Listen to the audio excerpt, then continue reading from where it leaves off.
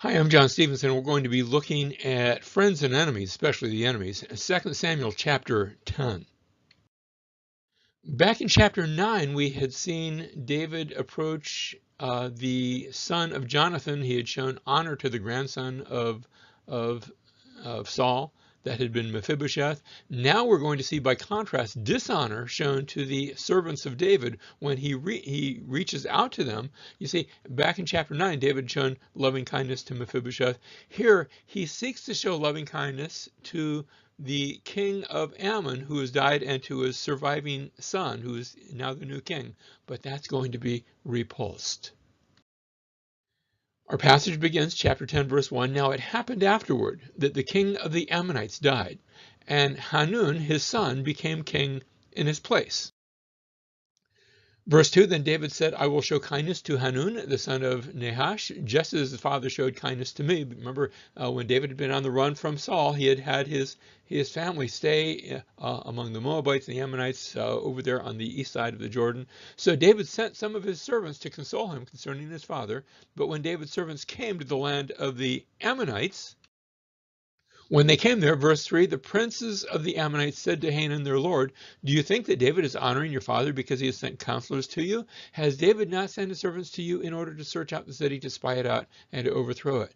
They mistrust David's motives, and so they reject those counselors, those men that David has sent to represent him. They reject the representatives of David. Verse 4, so Hanun took David's servants and shaved off half their beards. Now you say, well, that doesn't sound quite so bad. You could just shave off the other half. This one's considered a terrible, terrible dishonor. Notice, shaved off half their beards and cut off their garments in the middle as far as their hips. In other words, from the waist down, they were naked. They were uncovered. They were shamed. Verse 6, now when the sons of Ammon saw that they had become odious to David, the sons of Ammon sent and hired the Arameans of Beth Rehob and the Arameans of Zobah, 20,000 foot soldiers, and the king of Maacah with 1,000 men, and the men of Tob with 12,000 men. They're preparing for war. And so what we see here is the people of Aram, the armies of Aram, are going to come down against David. They're teamed up with the Ammonites to fight against Judah.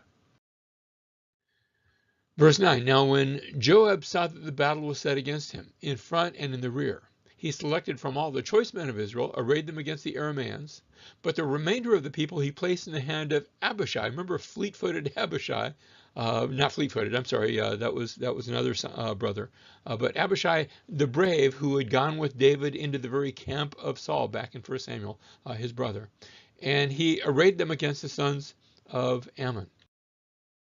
Verse 11, he said, if the Arameans are too strong for me, then you shall help me. But if the sons of Ammon are too strong for you, then I will come and help you. The forces are divided, but they are in support of each other. Whichever one's going to need the bigger help will be there to reinforce the other.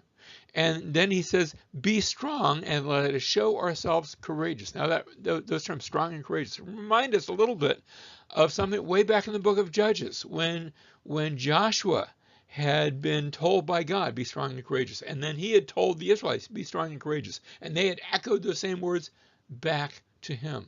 Be strong, let us show ourselves courageous for the sake of our people and for the cities of our God. And may the Lord do what is good in his sight. So they're really giving honor to the Lord. Remember, they have been dishonored by the king of Ammon. But they are giving honor to the Lord. May he do what is right in his sight. Verse 13, so Joab and the people who were with him drew near to the battle against the Arameans, and they fled before him. When the sons of Ammon saw that the Arameans fled, they also fled before Abishai and entered the city. And then Joab returned from fighting against the sons of Ammon and came to Jerusalem. The battle has been won. Verse 15, when the Arameans saw that they had been defeated by Israel, they gathered themselves together. Notice there's going to be a counterattack. Well, not really counter because they hadn't been attacked in the first place. But the Aramean threat has not gone away. Verse 16, and Hadadezer, sent and brought out the Arameans who were beyond the river. So Aram, not just what we're seeing here, but notice Aram beyond the river. The river is to the northwest of the map here, speaking of the Euphrates River. And they came to Helam, and Shobach, the commander of the army of Hadadezer, led them. Verse 17, now when it was told David, he gathered all Israel together and crossed the Jordan. Before it had been Joab and Abishai. Now David is involved, and the Arameans arrayed themselves to meet David, and they fought against him. You've got the conflict now between the king of Israel and the king of Aram. Verse 18, but the Arameans fled before Israel, and David killed 700 charioteers of the Arameans and 40,000 horsemen, and struck down Shobach, the commander of their army, and he died there. So David wins a great victory. Verse 19, when all the king's servants of Hadadezer saw that they were defeated by Israel, they made peace with Israel and served them. This is going to bring the conflict to an end. So the Arameans feared to help the sons of Ammon anymore, and that threat is now past. And David has established his suzerainty.